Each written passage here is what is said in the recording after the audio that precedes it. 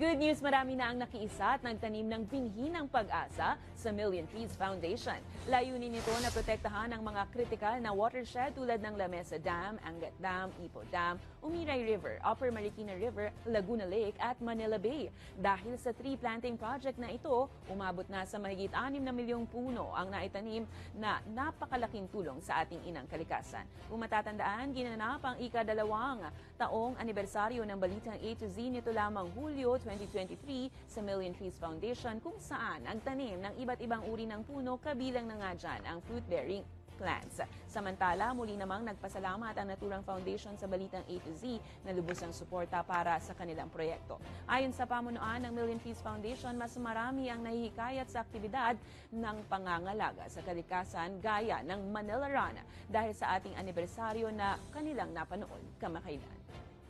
I would like to express my gratitude to A2Z. You know, A2Z is what you have done also for Million Trees. A lot of people saw your coverage of the tree planting. And in fact, on October 22, one of the events organizer, Manila Run, was inspired by your coverage of the... My regards to Ms. Mulak for this wonderful opportunity that because of your coverage, Manila Run is dedicating the October 22